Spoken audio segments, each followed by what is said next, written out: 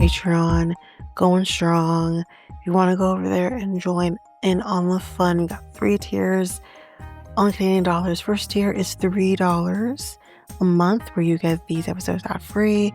You also get AMAs once a month, or learn about me episodes once a month. And then on the second tier, which is $5 a month, you get everything from the first tier, as well as coverage of a reality show of yesteryear. That's right now Jersey Shore, currently in season 3.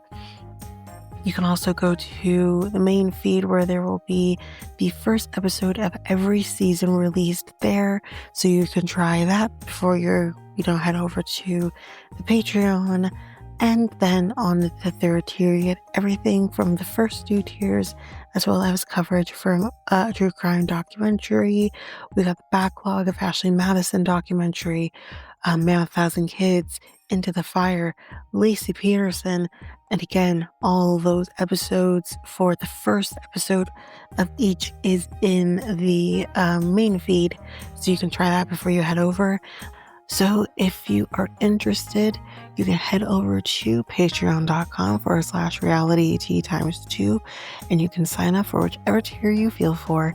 Again, you can try before you buy, which basically means you can try any tier for a week before committing to it.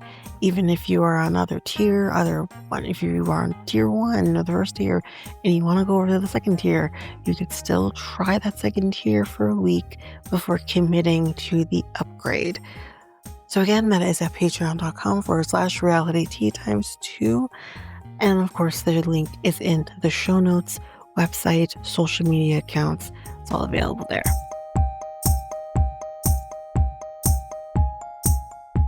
This episode is ad-free on the Patreon. So if you want to partake in that, you can head on over to patreon.com/realityt times 2.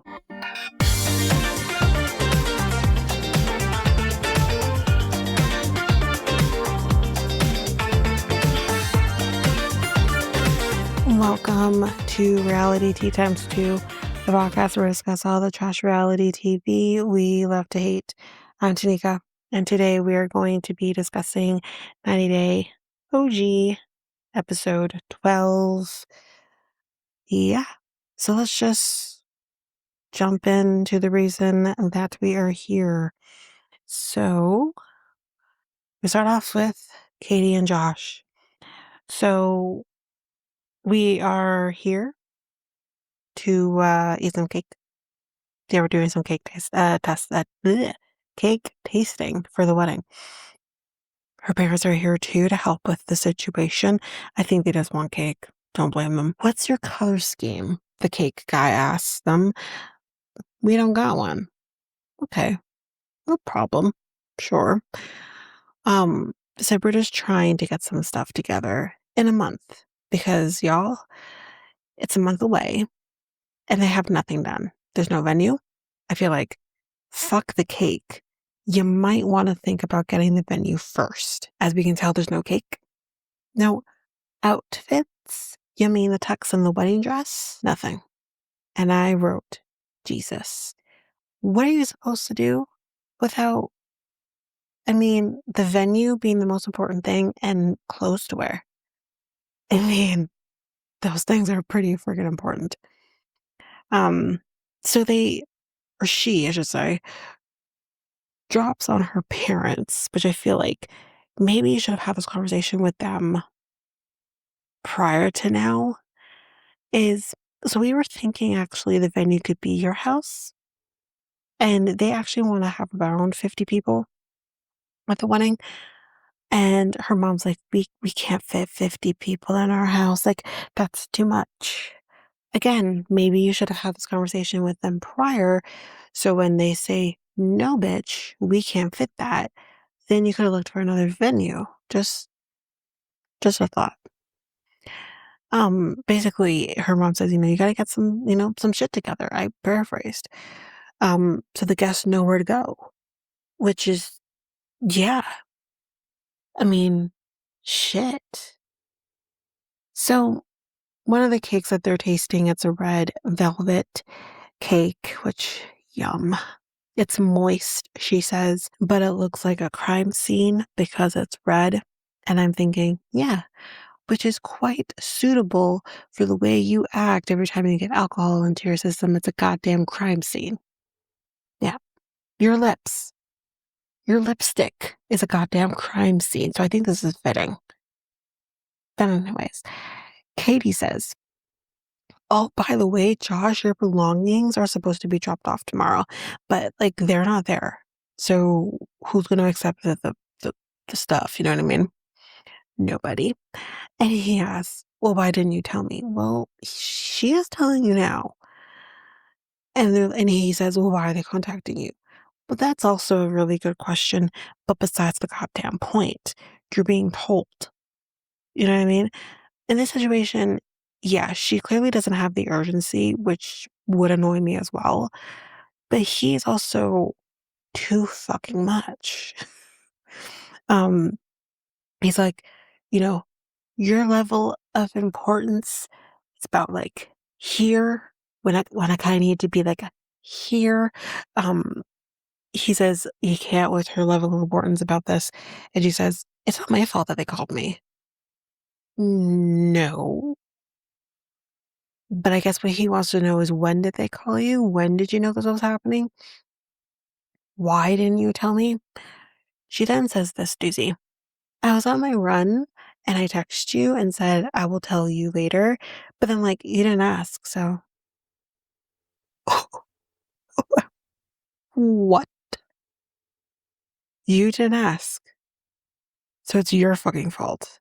That is gaslighting at its finest. My God. You are really trying to tell me that you couldn't come back from your run and tell him, oh, yeah, I have to talk to you about that thing that I was telling you about. And then tell him it's well, you didn't ask. He wants to marry this woman? Like, I have many, many a question. Anyways, we leave that situation behind. Apparently, everything is fine now because they've had sex a couple times, and they're gonna go see some chickens. Her parents' chickens. The chickens want not the shit to do with her. She ends up picking one up, and that hen looks pissed. Like, this is my life. Why the fuck are you touching me, bitch? I don't like you. And Josh says, they kind of look like you, and the guy's running away from you. Oh, shit. Ain't that a burn? He's been waiting for this moment, and it finally hit, and he's like, this is it. This is my, bam, this is my moment. And she says to about one of the hens, we're going to call her Josh. Sorry, not Josh. Call her Lion. And I'm just like, wow, okay. But like I said, they take a picture with one of the hens and she's just pissed. She doesn't want to be here. She hates this. Um, but they, like I've mentioned, are better now because they started Easter Sunday, in his words, with a good shake. And all I could think about in that moment as he says shake was Mike Myers and an Austin Powers outfit says, do you find me sexy, baby? Like, seriously. Anyways, I'm a Dr. Evil girl, not gonna lie. I love them both, it's fine. Anyways, so now they're doing an Easter egg hunt, but in order to win said Easter hunt, you gotta find the golden egg. Yeah, the golden egg. Isn't that from a movie? I don't know which movie.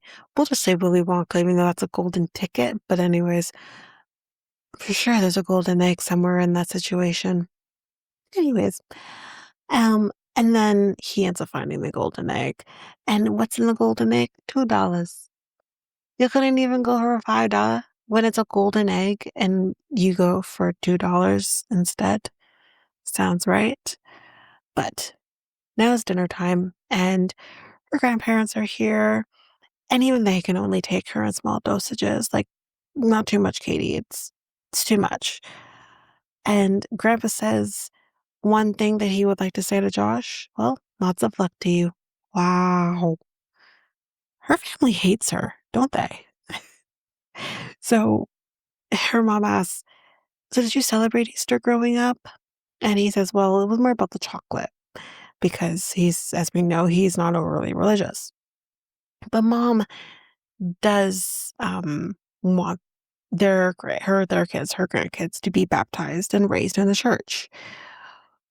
And her dad asks him, like, would you consider converting to Lutheranism?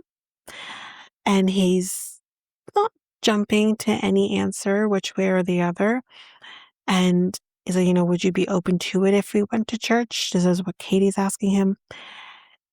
And he says he would be open, question mark. But Catie says, would he go to hell if like I'm in heaven because like he wasn't in the church? Oh, so it's like that, huh?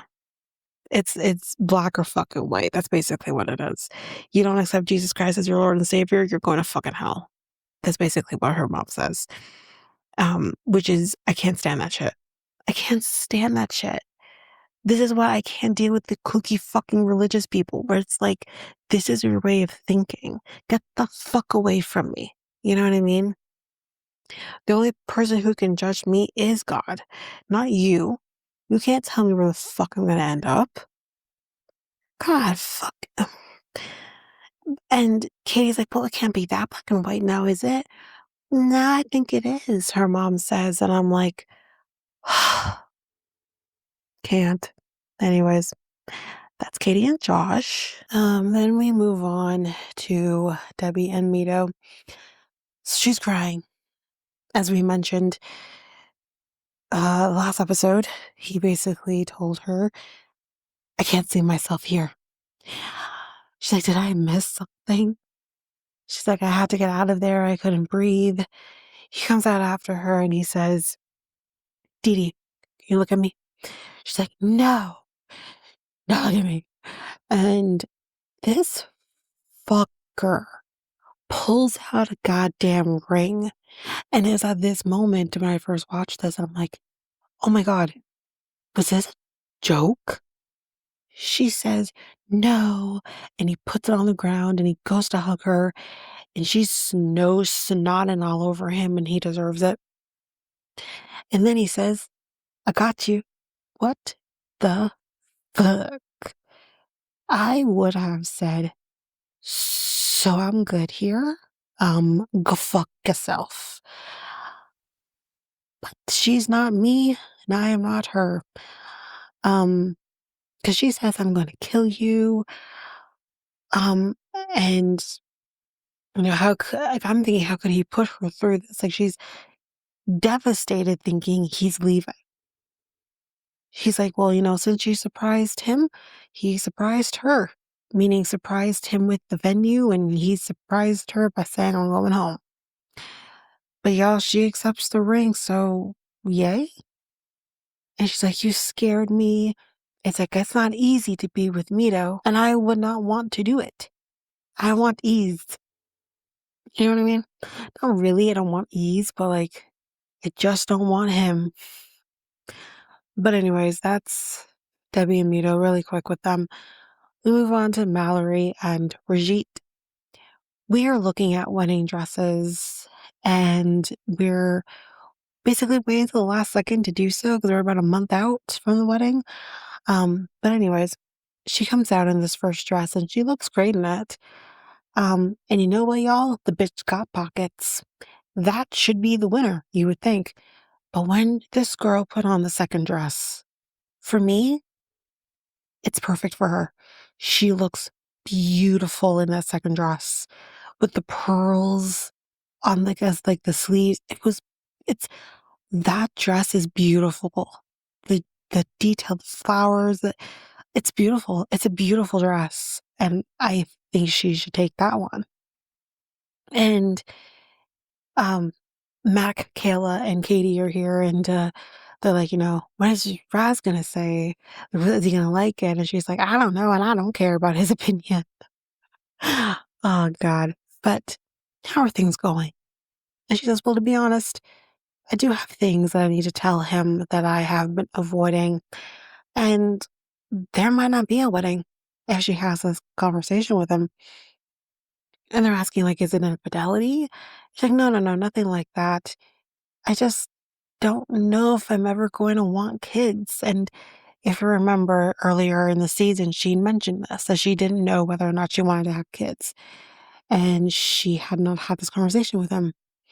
Um, but clearly her friends know him well, or at least, things that she has said. They say, but he would have them like now. And have you told him? And she's like, no, like I haven't found the right time. Ma'am, when we're talking about having children in the future, you create the right time to have the conversation on the fact that you may not want to have kids. She says, I love him so much and I just don't want to leave him or lose him. And I'm thinking again, this isn't up to you. You have every right to not have children if that is what you want in life. But he also has the right to have children if that is what he wants in life. You don't get to take that choice away from him. Yeah, it's not going to be easy to end it, but wouldn't you rather end it earlier on knowing that you two are on separate ends and it will hurt less than now when you're engaged, when you're looking to the future, when this is, what you're looking towards, and now what? It's not going to work because you waited to have a conversation with him at the 11th hour. Um, she just worries that she will end up like her mother. We learn, as we know, her parents had gotten divorced when she was around 10 years old, but it appears that her mom brought a lot of men around and was one of those moms. But um, she's mentioned that they did, had different families after. And she said it felt like her and her sister just didn't matter anymore. She said her dad had kicked her out at 18. And when the accident happened, he never went to see her. To this day, she says he has not seen her. And she's like, who does that? And that's the thing, you're not a fucking father.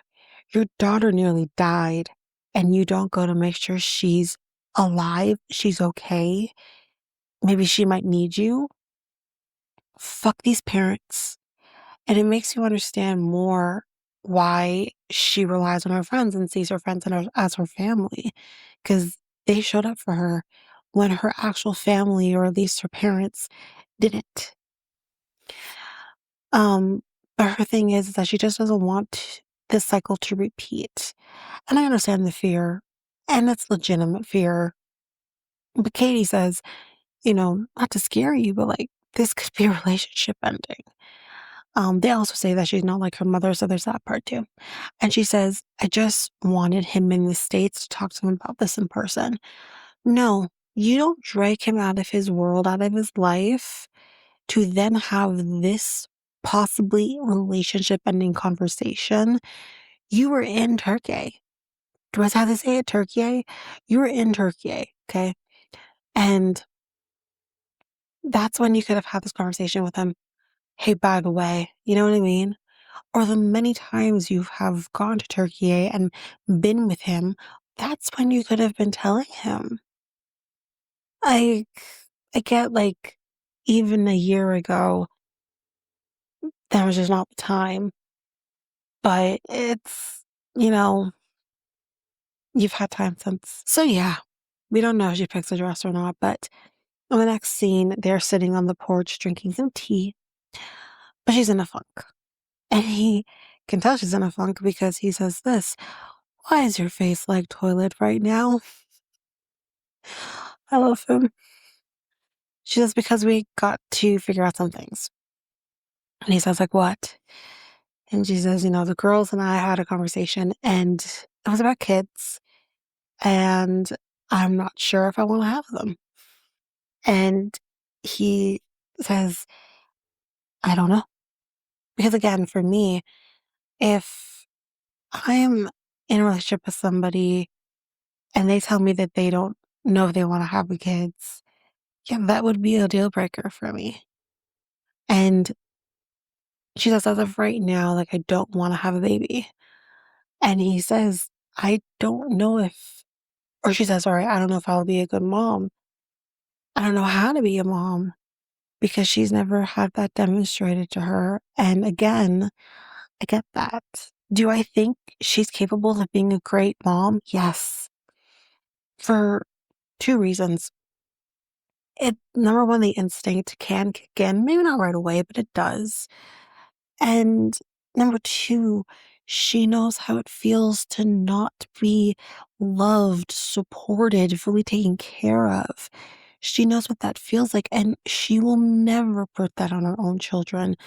However, she needs to believe that more than anything else. She needs to believe in herself more than anything else if she wants to have children.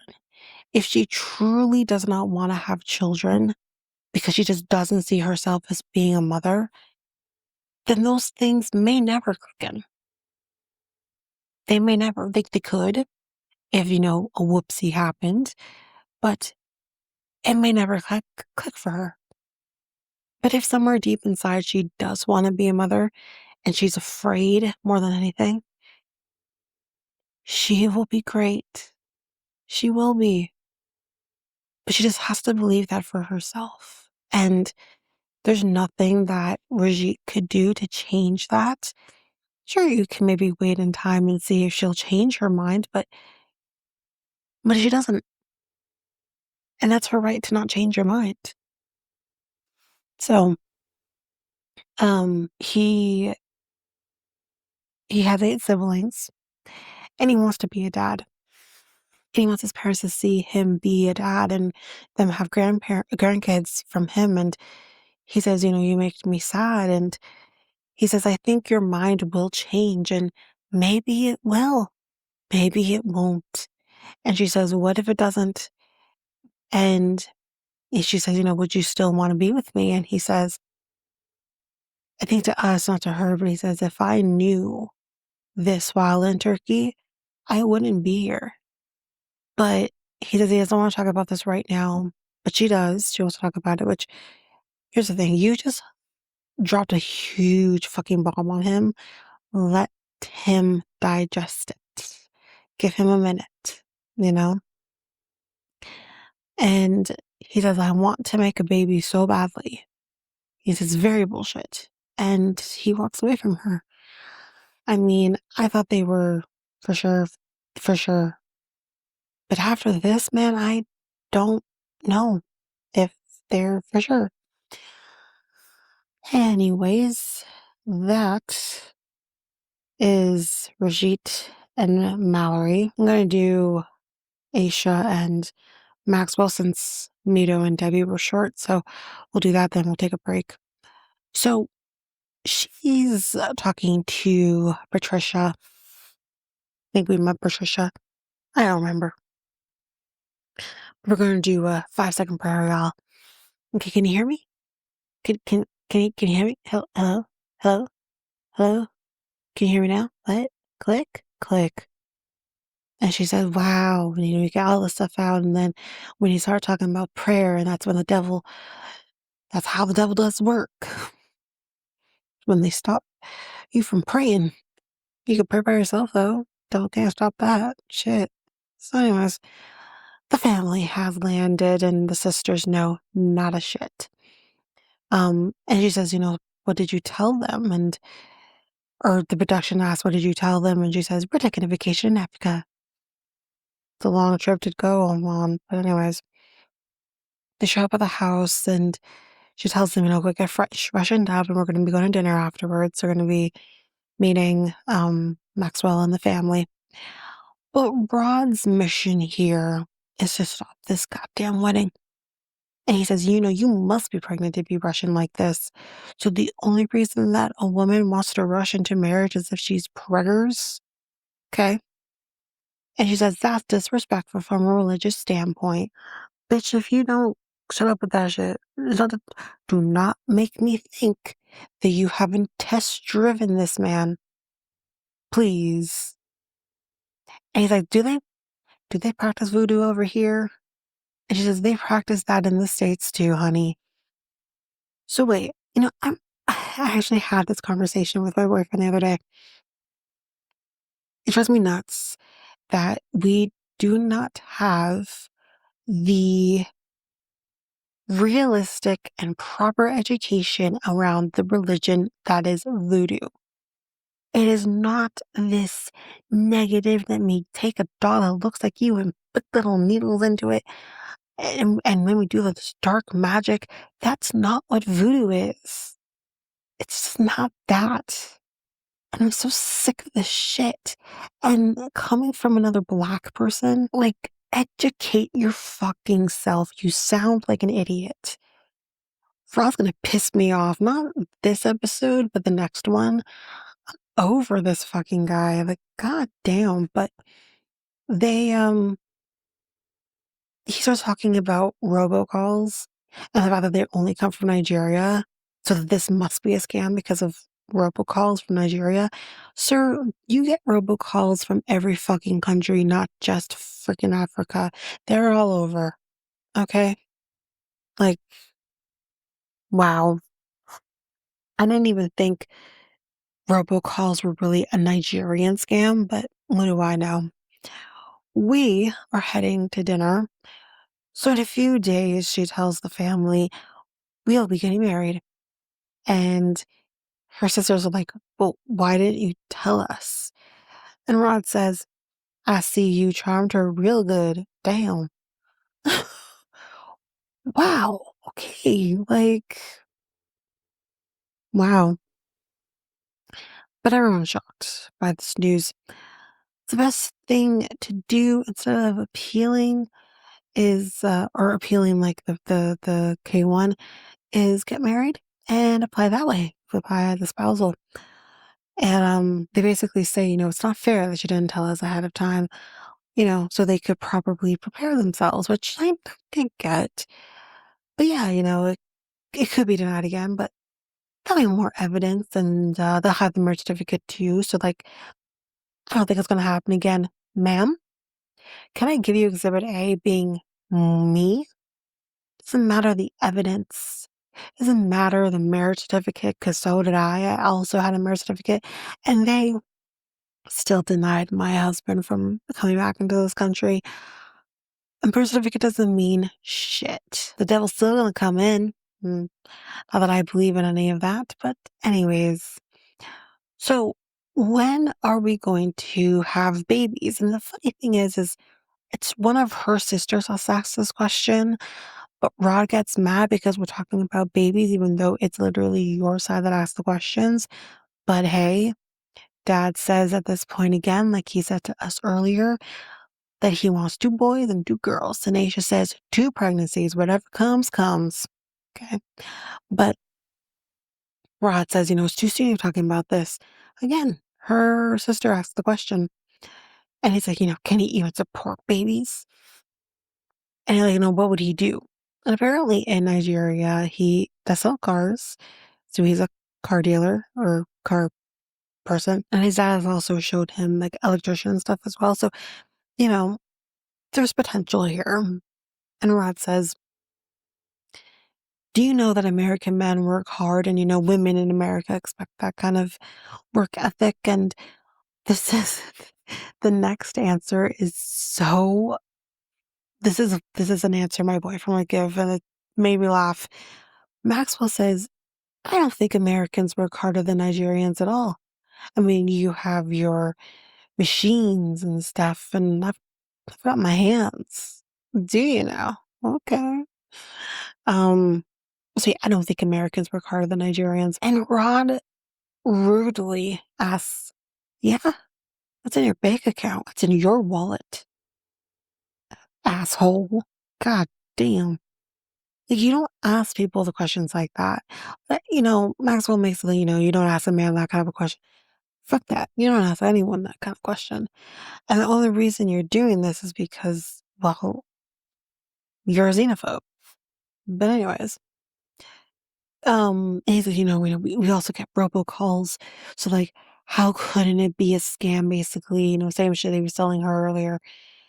And Blaze is like, scamming, that's not our family. And she's like, it's okay to be skeptical. which is fair enough. You are okay to be skeptical.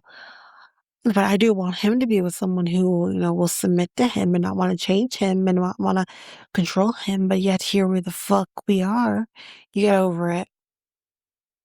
And that's true. But anyways, we'll see how the rest of that meeting goes in the next episode. But that is basically it for Ashia and Maxwell. And we're going to take a quick break here. And when we come back, we will jump in with the remaining two couples. Hi everyone, and I'm coming in with another product for you to take part of, and that is Clicks Creative. So they are a launch signature coaching products in a fraction of the time. Done for you programs and ebooks that you can instantly rebrand and sell. They do high quality unbranding coaching, like I've mentioned, and they do high quality white label ebooks, which are professional unbranded ebooks that you can fully customize and resell as your own. Or you can do white label coaching programs, edible, polished programs designed to help you launch high value offers quickly. Or you can also do exclusive ghost written ebooks, only one sold per customer, completely original premium ebooks. So if you are interested in taking part of this, you can head on over to clickscreative.com and use coupon code REALITYT ×2. That is REALITYEAXTWO, and you can use that coupon code when you purchase your product.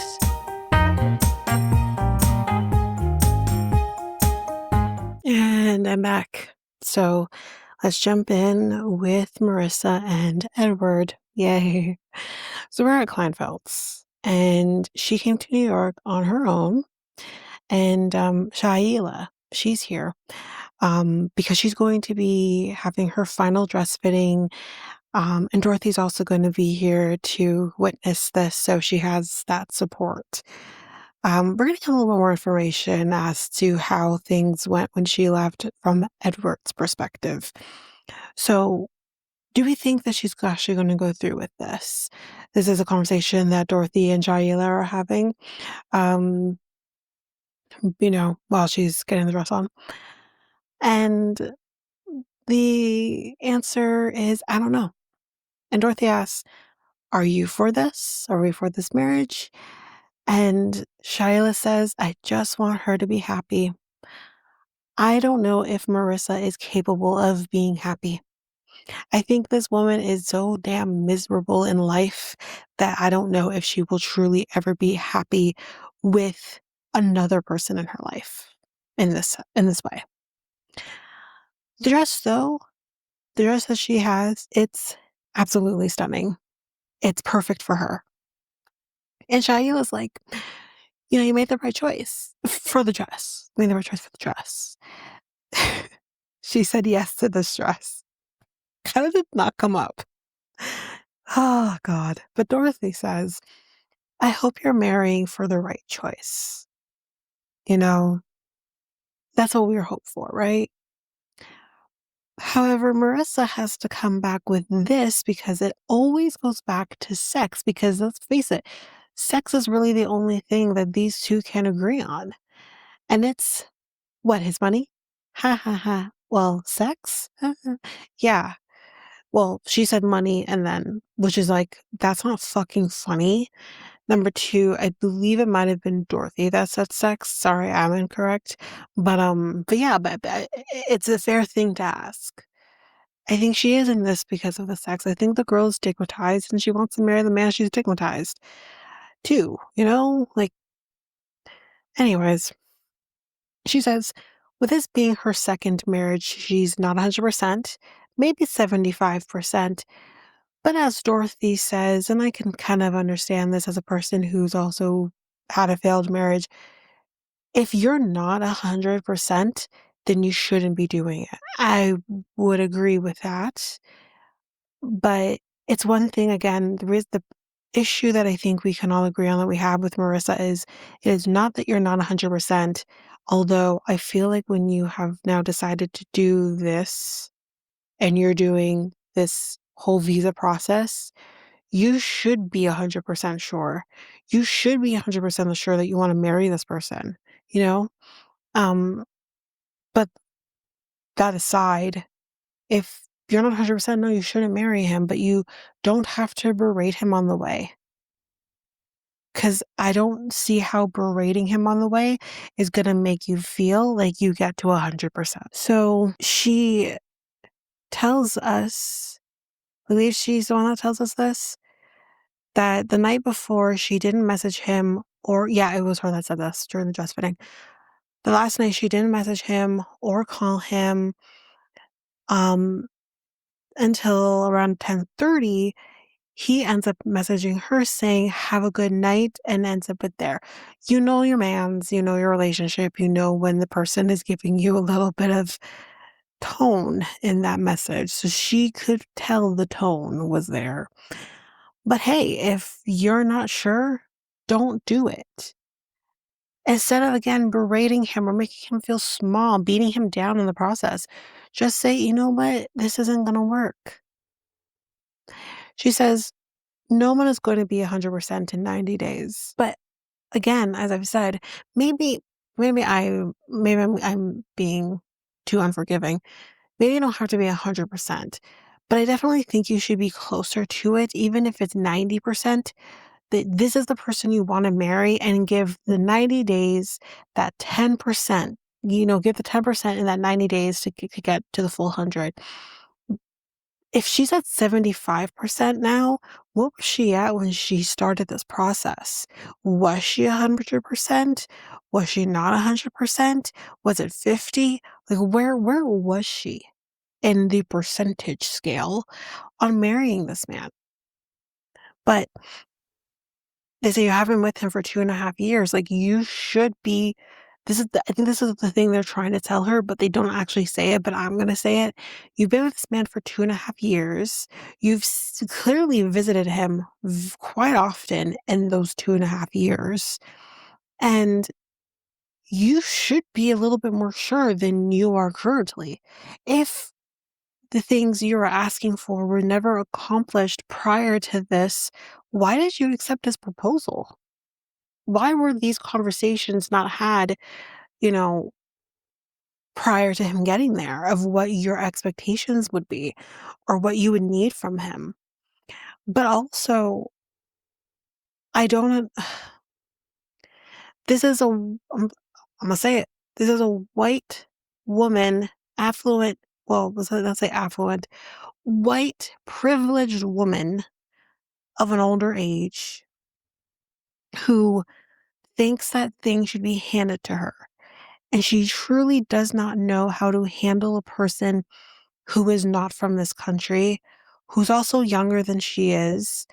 Not by much, mind you, but still younger than she is. And she has no patience with him. The biggest thing here and why she's not 100% is because he's just not meeting her where she thinks he should be.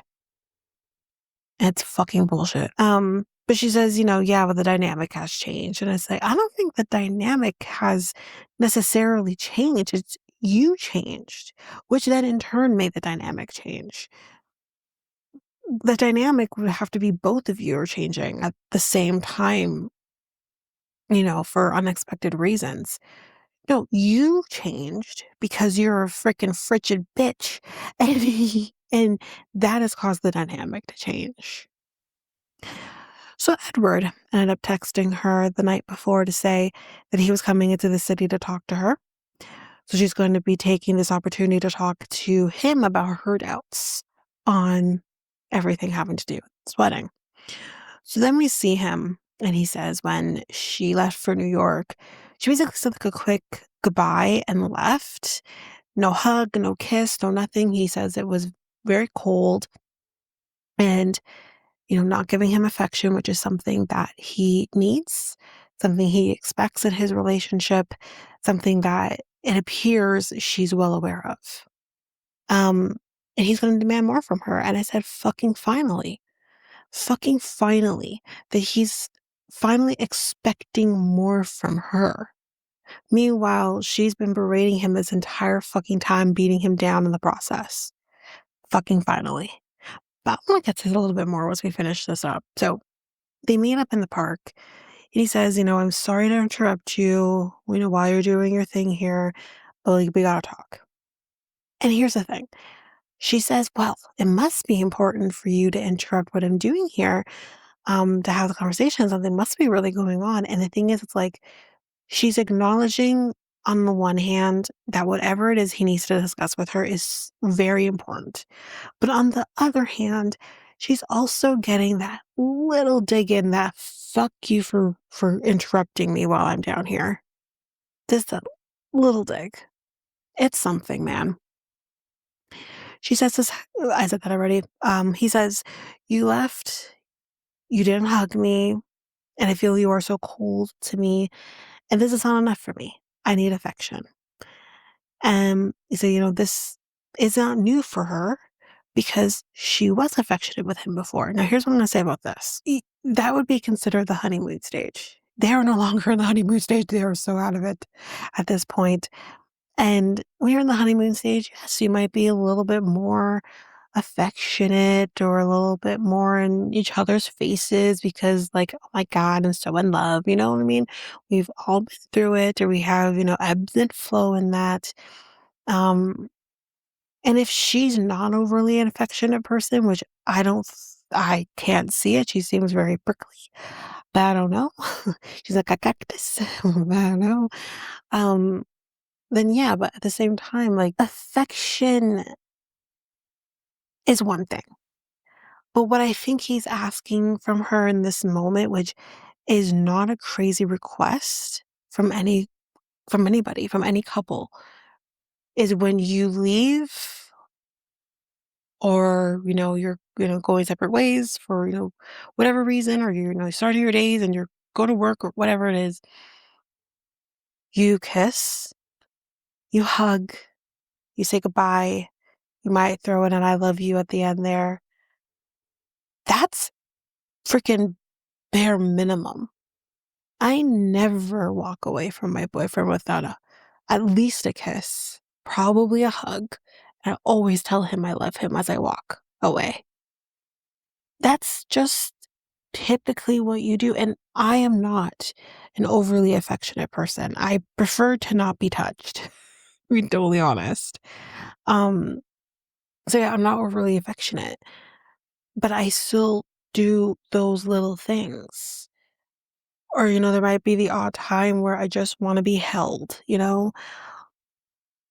And I don't think that's a crazy request for him. And for her to kind of go into well, I'm not overly affectionate, that's a cop out. So she says, plus I'm not in the same headspace to give you that.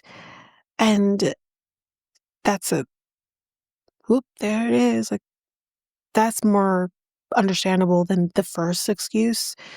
Um, but again, it's like, if you're getting to a point in your head where you're so frustrated for what I don't know, but we'll just go with this, that you're so frustrated of the situation that you are getting to a point where you can't do those things for him, or it's just not the natural part of you that will do those things anyways, is no longer happening.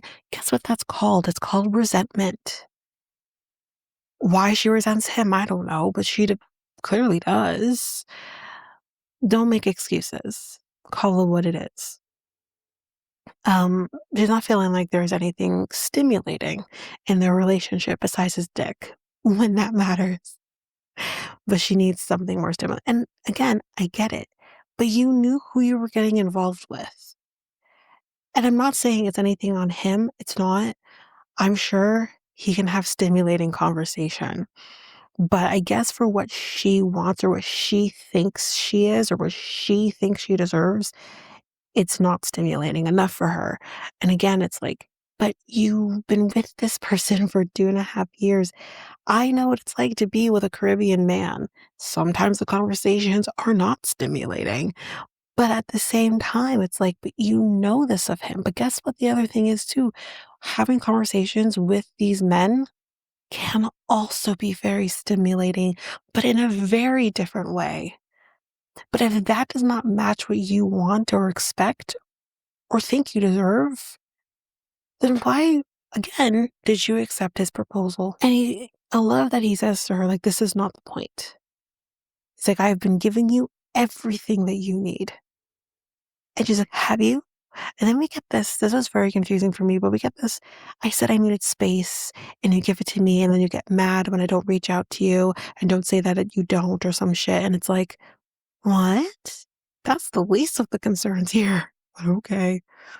Because what I hear him saying is, I give you what you want, is I'm actually trying to give you the things that you need in this relationship, that you claim you need in this relationship on the bigger front. And you're still not satisfied. And she's like, I've been questioning things. He's like, what questions? And she says, whether or not we are compatible.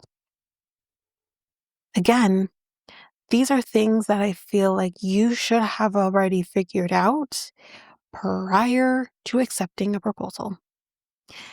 She's like, if we should be getting married, again, this is a question you should have figured out before getting him here to the States.